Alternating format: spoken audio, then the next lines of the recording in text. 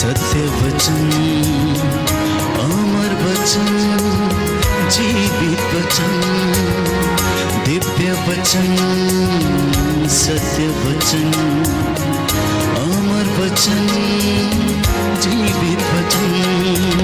साई दा बामा बनी दा बामा बगरे सा निरे सा निरे सा निरे सा निरे सा। दिव्य वचन, सत्य वचन, अमर वचन, जीवित वचन, दिव्य वचन, दिव्य वचन।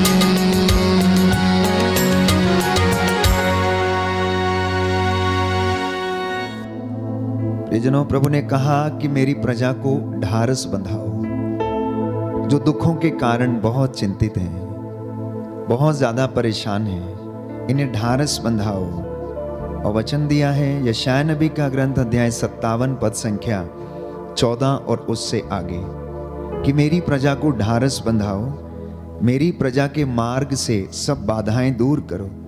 मैं तो ऊंचे स्थान पर रहता हूं, किंतु मैं विनीतों को ढारस बंधाने, पश्चातापी हृदयों में नवजीवन का संचार करने के लिए पश्चातापी तथा विनीत मनुष्यों के बीच में रहता हूं। प्रभु कहता है वो किन लोगों के बीच में रहता है? जो हृदय के विनम्र हैं, जो पश्चाताप करते हैं, उन लोगों के बीच में रहता है प्रभु। अहंकारियों के बीच में नहीं, घमंडियों के बीच में नहीं, उन लोगों के बीच में नहीं जो उसका आदर नहीं करते हैं।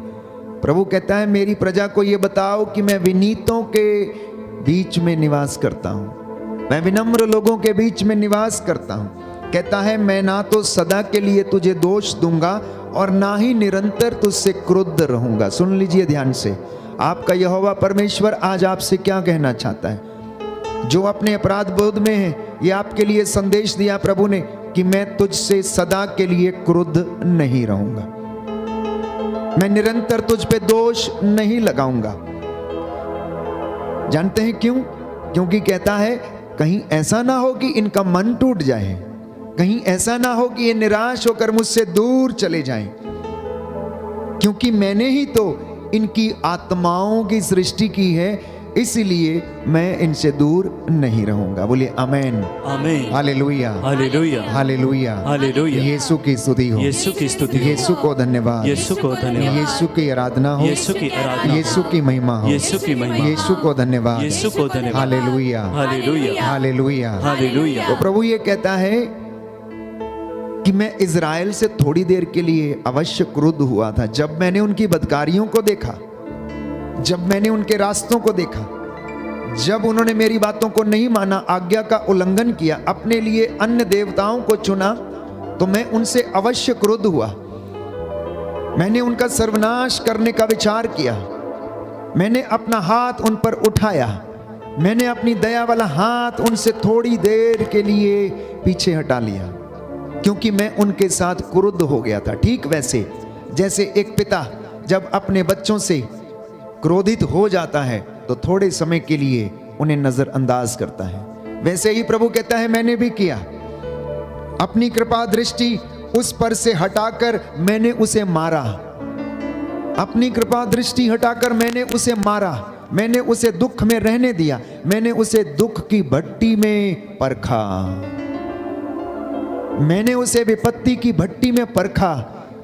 इसलिए प्यारे भाइयों और बहनों, प्रभु ये कहता है कि मेरी प्रजा को ये ढारस बंधाओ, अब मैं ज्यादा समय तक इनसे दूर नहीं रह सकता हूं, अब मैं ज्यादा समय तक इनसे दूर नहीं रह सकता हूं। ये आशा का संदेश है आज आपके लिए, जितने लोग ये वचन सुन रहे हैं, विशेष तौर पर उनके लिए जिनको अपने जीवन का भरोसा नहीं है, जिन्हें अभी अपने भविष्य पर भरोसा नहीं, जो प्रभु पर भरोसा नहीं करते, जिन्हें अपने आने वाले जीवन की चिंता में लगे रहते हैं।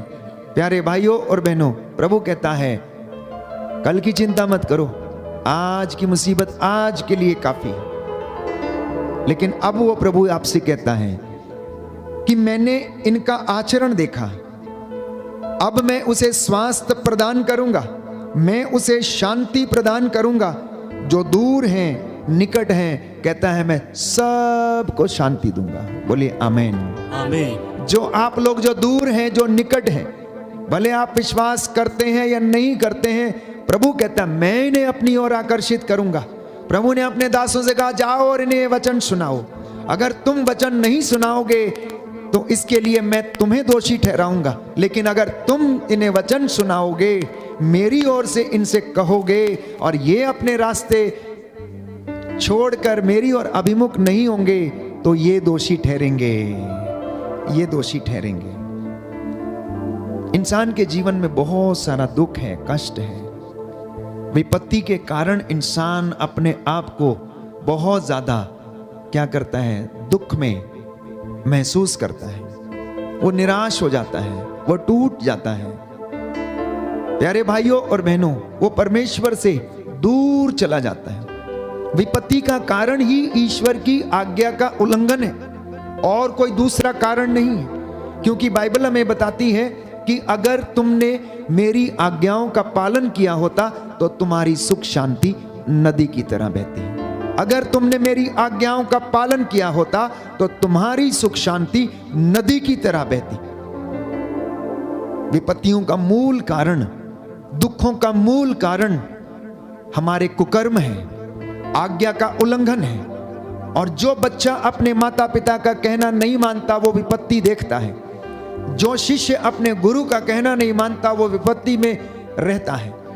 जो अपने बड़ों का सम्मान नहीं करता, उनका आदर नहीं करता, उनकी शिक्षा को नहीं सुनता, वो विपत्ति को सहन करता है। प्यारे भाई और बहनों, वो दुख से होकर गुजरता है। इसलिए विपत्तियों का मूल कारण, दुखों का मूल कारण ईश्वर की आज्ञा नहीं मानना है।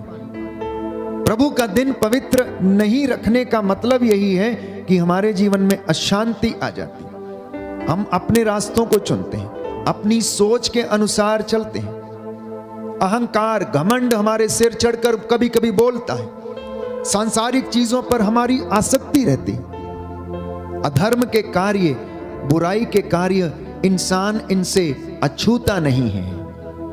धार्मिक मूल्यों की कमी हो चुकी है लोगों के जीवन में।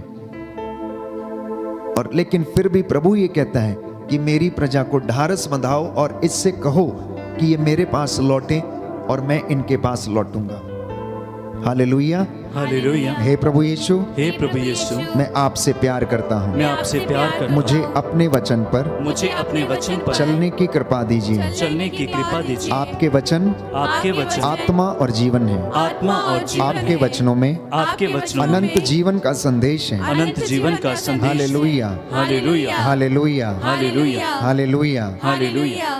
तो इतना ही नहीं प्यारे भाइयों और बहनों, मैंने आपसे कई मर्तबा ये कहा है कि आप परमेश्वर को खुश करना सीखें, लोगों को खुश करना ना सीखें। परमेश्वर को खुश करना यदि आप सीख लेंगे तो परमेश्वर आपको खुश रखेगा। दुख में भी आपको खुश रखेगा। दुख में भी आपको अपने दुख का एहसास नहीं होगा, क्योंकि आपने परमेश्वर को खुश करना सीख लिया है। एक और बात मैंने कई मर्तबा कही कि आप परमेश्वर का घर बनाते रहें और प्रभु आपका घर बनाए रखेगा। आप परमेश्वर का घर पवित्र रखें और परमेश्वर आपका घर पवित्र रखने के लिए सदा तत्पर रहेगा, आपको आशीष देगा। प्यारे भाइयों और बहनों, अब देखिए दुनिया में कशमकश कितनी है। बाइबल हमें बताती है कि पिता पवित्र है लेकिन इंसान पवित्र नहीं है। अब इन दोनों को मिला के रखने के लिए इंसान को कितना मेहनत करना पड़ेगा।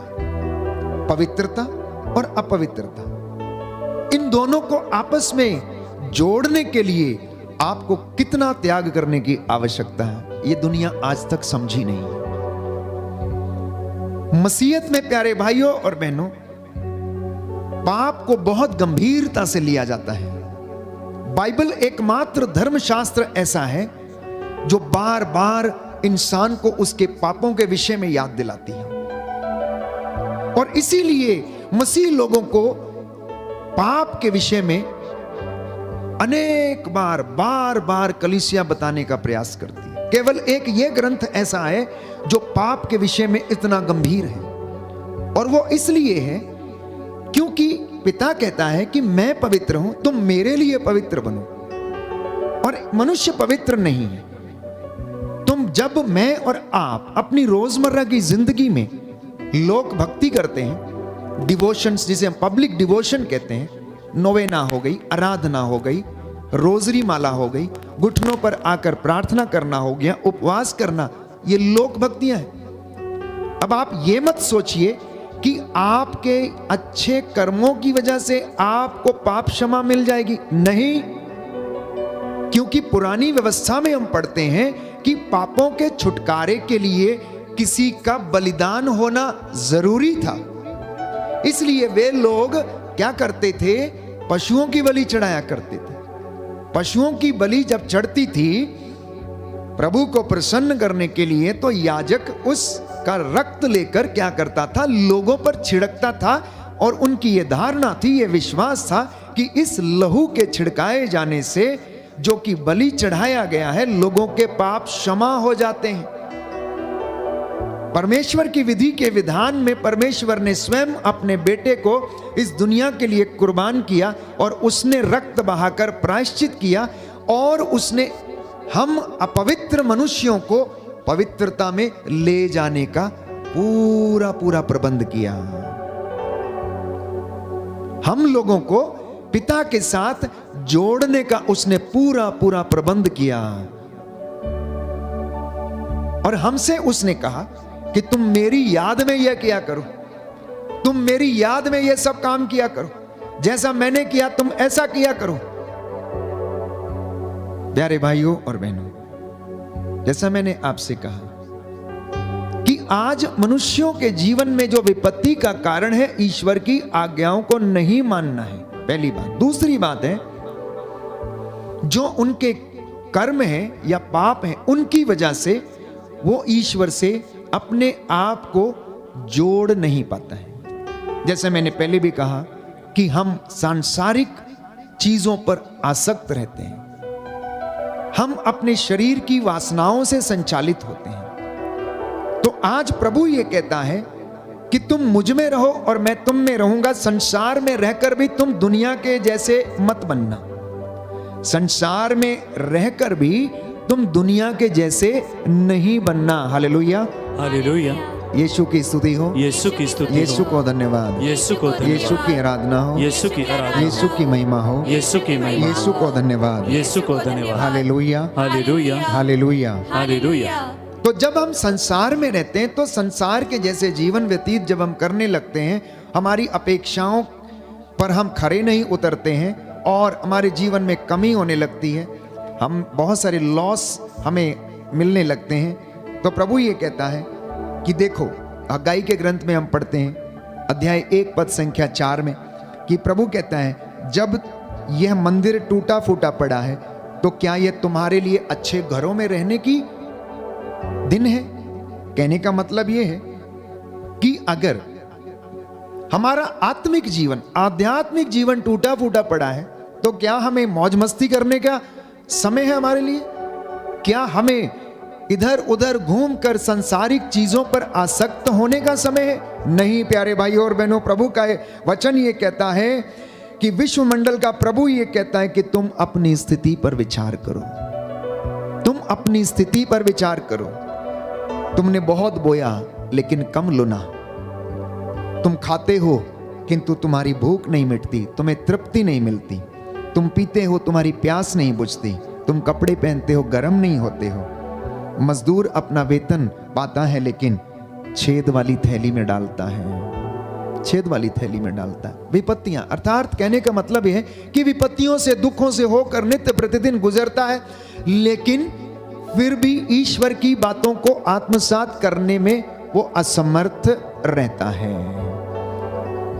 इसलिए प्यारे भाइयों और बहनों, क्या यदि आपको कोई डॉक्टर आपके मर्ज के विषय में या रोग के विषय में ना बताए और आपका इलाज करता रहे तो क्या वो चंगा हो जाएगा? नहीं होगा, वो आपको धोखे में रखता है। इसलिए मसीहत में हम देखते हैं कि एक प्रचारक या पुरोहित वो प्रभु की ओर से आपको बताना चाहता है कि इंसान के जीवन में, उसके आध्यात्मिक जीवन में, उसकी सांसारिक दुनिया में, उसके पारिवारिक जीवन में कौन सा रोग लगा हुआ है, कौन सा कीड़ा लगा हुआ है जो उसको आत्मिक उन्नति करने नहीं देता है। ये आज हम अपने आसपास की दुनिया में, अपने जीवन में, अपने ही परिवारों में इन बातों को देखते हैं। तो इसलिए इन बातों को आत्मसात करना, इसे सुनना मेरे और आपके लिए जरूरी है, क्योंकि प्रभु का वचन ये कहता है कि ओ प्रभु के आदेशों पर चलने वालों, तुम लोग पवित्रता की साधना करो तो तुम्हें सुख शांति मिलेगी, क्योंकि कुकर्मियों को शांति नहीं मिलती। जो बुरे काम करते हैं उन्हें शांति नहीं मिलती। जो अत्याचार करता है वो शांति में नहीं रहता। जो चोरी करता है शांति में नहीं रहता। जो गलत कामों में अपना जीवन व्यतीत करते हैं वो शांति में नहीं रहते। जो पैसे के पीछे दौड़ते हैं वो शांति में नहीं रहते, उन्हें नींद नहीं आती, क्योंकि उनका मन धन में लगा रहता है। कब, कैसे और कहां से कमाया जाए, कैसे डबल किया जाए, कैसे और कमाया जाए, कैसे और कमाया जाए। इंसान अपना अपना अपना अपना करते करते सब कुछ खो देता है, सब कुछ खो देता है। इसलिए प्रभु आज आपको बुलाना चाहता है, आमंत्रित करना चाहता है। कहता है तुम पवित्रता की साधना करना, विनम्रता की साधना करना, धार्मिकता की साधना करना, विश्वास की साधना करना। साधना का मतलब है तपस्या करना, आत्मत्याग की साधना करना, एक दूसरे को क्षमा करने की साधना करना, अपनी जीभ को बुराई नहीं बोलने देने की साधना करना, अपनी जीभ को बुराई नहीं बोलने देने की साधना करना, ईर्ष्या से अपने आप को दूर रखना। और तब हम पवित्रता की श्रेणी में बढ़ेंगे। और अपनी कृपा का लेवल हर दिन चेक करते रहना, अपनी तुलना इससे करना, लोगों से नहीं करना। बहुत सारे लोगों को आदत है अपने पड़ोसी से अपनी तुलना करना, अपने दोस्त से अपनी तुलना करना, अपने मित्रों से अपनी तुलना करना, किसी बड़े आदमी से अपने आप को क्या करना, तुलना करके देखना, कंपैरिजन। और इसी कंपैरिजन के कारण वो दुख में पड़ जाता है, वो प्रभु की महिमा अपने जीवन में देख नहीं पाता है। इसलिए प्यारे भाइयों और बहनों, कभी भी आप यदि अपने आप को परखना चाहते हैं, कभी भी यदि आप अपने आप की तुलना अगर करना चाहते हैं किसी से, तो वचन के साथ अपनी तुलना करना। और वचन आपको बताएगा कि आप कितने अच्छे हैं, कितने धर्मी हैं, कितने विश्वासी हैं, कितने बड़े पवित्रता में हैं, आपका जीवन कैसा है। इससे आपको तुलना करना। Compare yourself with the word of God. ये हमारे जीवन का आईना है। इसको सामने रखकर ये सारे जवाब आपको दे देगा। प्यारे भाई और बहनों, अक्सर दुनिया शीशा देखती है, जानती है, रोज शीशा देखती। मैं भी देखता हूं, आप भी देखते हैं। जब हम सुबह फ्रेश होते हैं, नहाते हैं, बाल बनाते हैं, तो हम देखते हैं। कभी आपने सोचा है, आपने कभी अपने अंदर वाले इंसान को देखा है? बताइए मुझे, कभी आपने अपने अंदर वाले इंसान को देखा है? हम नहीं देखते हैं, हम बाहर वाले इंसान को देखते हैं। हर इंसान में दो लोग हैं प्यारे भाई और बहनों, एक बाहरी और एक अंदर वाला। अंदर वाला कहता है कोई बात नहीं बेटा, चिंता मत कर, हो जाएगा, ठीक हो जाएगा। और बाहर वाला मटर गश्ती करते रहता है। एक कहता है मत कर, नहीं, दूसरा कहता है नहीं ये करना चाहिए। एक कहता है नहीं ये बुरा है, नहीं कोई बात नहीं, हो जाएगा। हमारे जीवन में इसी तरीके का द्वंद्व चलता रहता है। अब अपने आप से पूछिए, सुबह शाम को जब आईने के सामने खड़े होते हैं तो आप अपने बालों को सजाने संवारने में रहते हैं। अपने अंदर क्या चल रहा है उसको आप नहीं देखते हैं। एक नज़र आप अपने अंदर वाले व्यक्ति से बात करके देखिएगा और उनसे पूछिएगा, तू क्या चाहता है? तू कहाँ दौड़ता चला जा रहा है? तू क्यों भीड़ में खोया हुआ है? क्या तेरा कोई वजूद नहीं है? क्या तुझे कोई प्यार करने वाला नहीं है?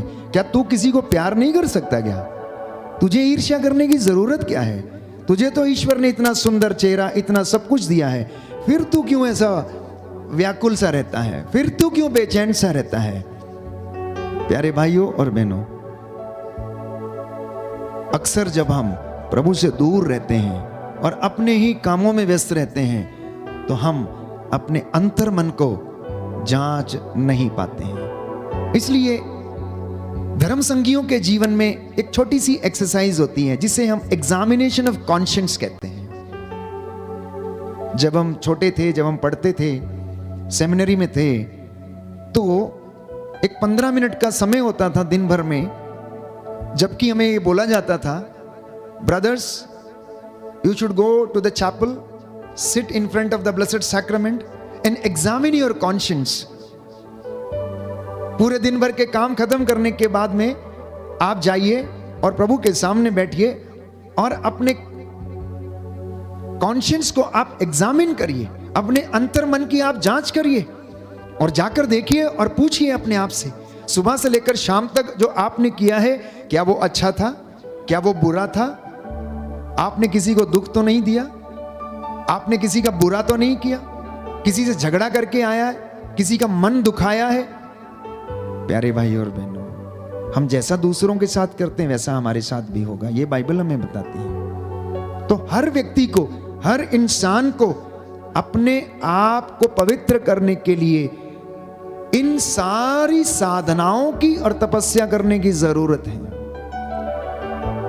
इन सारी साधनाओं की तपस्या करने की जरूरत है और तभी हम परमेश्वर का घर बना पाएंगे और परमेश्वर हमारा घर बनाए रखेगा। बोलिए आमीन, आमीन, हालेलुया, हालेलुया। यीशु की स्तुति हो, यीशु की स्तुति हो, यीशु को धन्यवाद, यीशु को धन्यवाद। तो प्रभु ये कहता है यशायाह नबी का ग्रंथ अध्याय 56 पद संख्या 4 में कि इनसे कहो जो विश्राम दिवस पवित्र करते, मेरी इच्छा के अनुसार चलते हैं, दृढ़ता पूर्वक मेरे विधान का पालन करते हैं, मैं अपने मंदिर और अपने नगर में एक स्तंभ पर इनका नाम अंकित करूंगा। बोलिए आमीन, आमीन। ये प्रभु का वादा है। उसने कहा मेरे इन बच्चों से कह कि अगर ये लोग सच्चे हृदय से, आत्मा की सच्चाई से मेरी आराधना करते, मेरे आदेशों का पालन करते हैं, विश्राम का दिन पवित्र करते हैं, उसमें से चोरी नहीं करते हैं। विश्राम का दिन मतलब एक दिन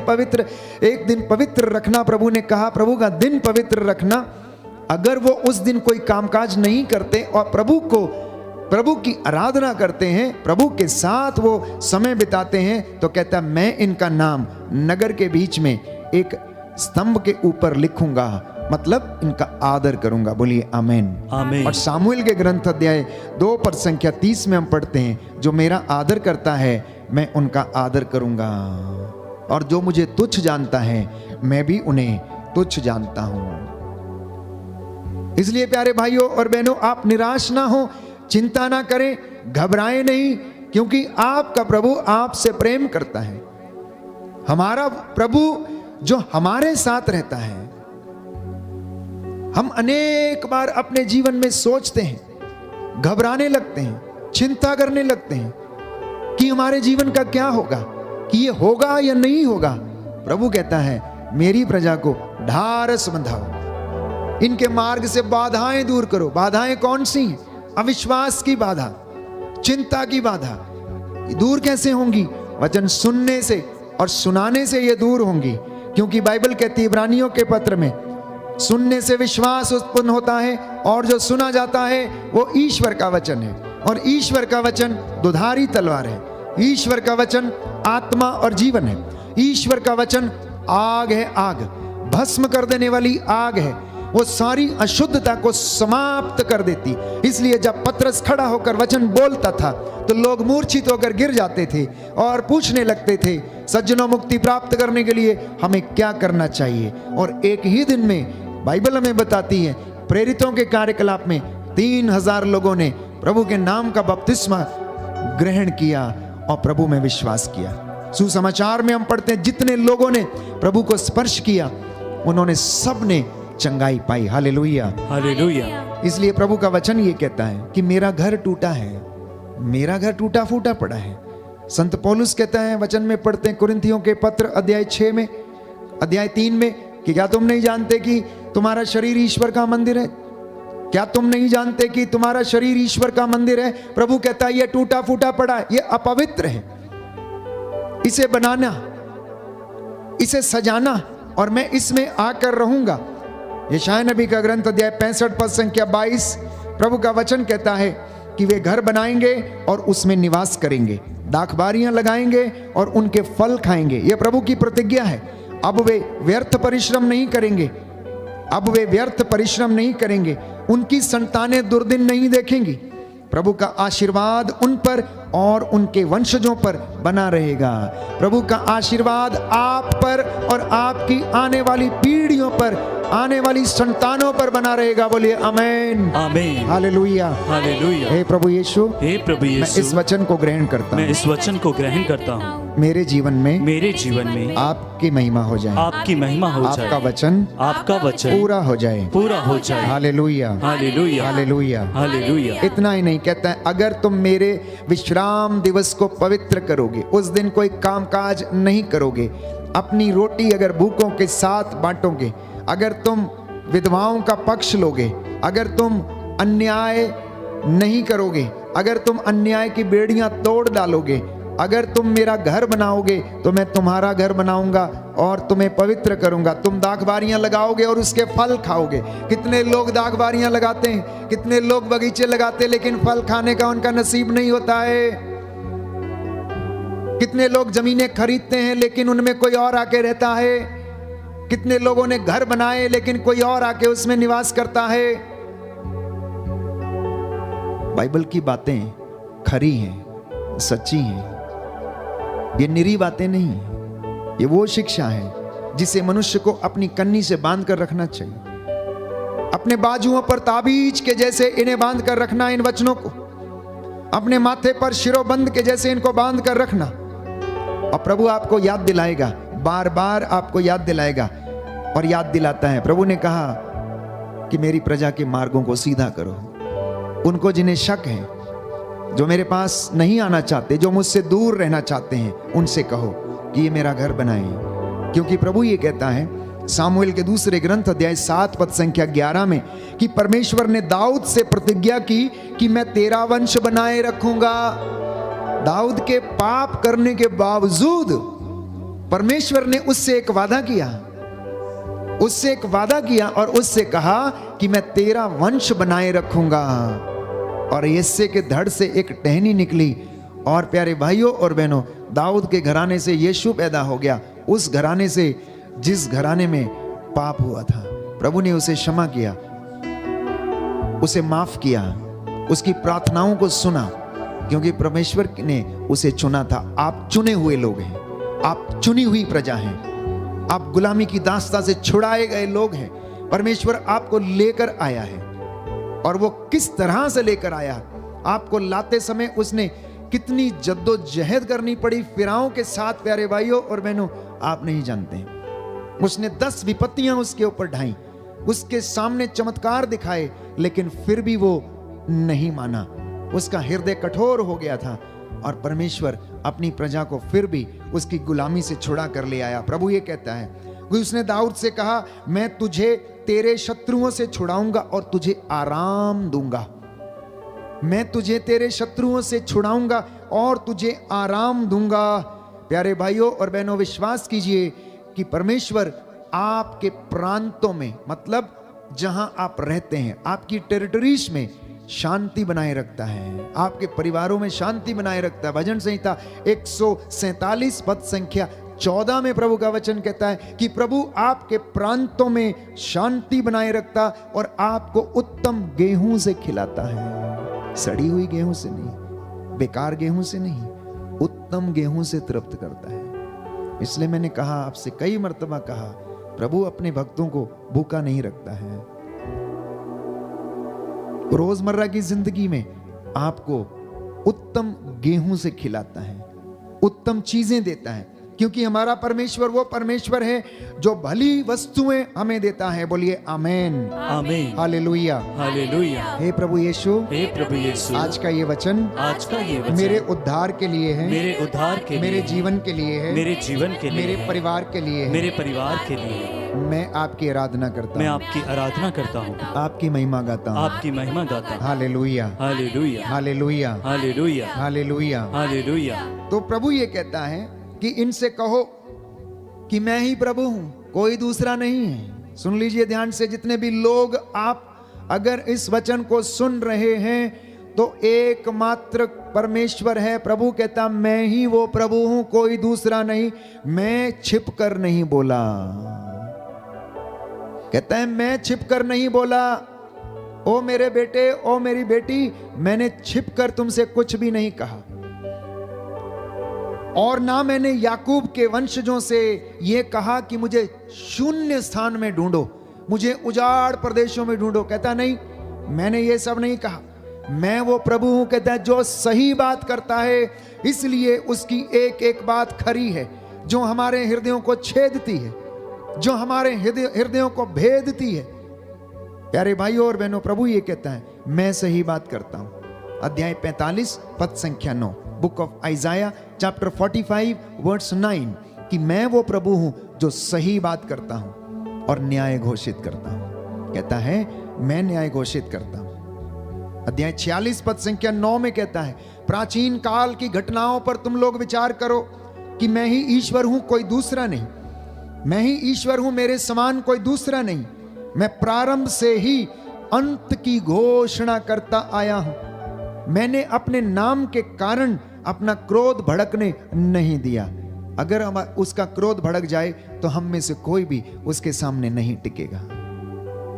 स्तोत्रकार कहता है, यदि तू हमारे पापों को अनदेखा ना करे तो हम में से कोई भी तेरे सामने नहीं टिक सकता। Hallelujah, hallelujah. यीशु की स्तुति हो, यीशु को धन्यवाद, यीशु को हे प्रभु यीशु, हे प्रभु यीशु, आज के वचन के द्वारा, आज के वचन के द्वारा मेरे परिवार में शांति आ जाए, शांति आ जाए, चंगाई आ जाए, चंगाई आ जाए। Hallelujah, hallelujah. आइए पवित्र आत्मा, आइए पवित्र मुझ आत्मा, पर अधिकार लीजिए, मुझ पर अधिकार दीजिए। Hallelujah, hallelujah, hallelujah, hallelujah, hallelujah, hallelujah, hallelujah. Hallelujah.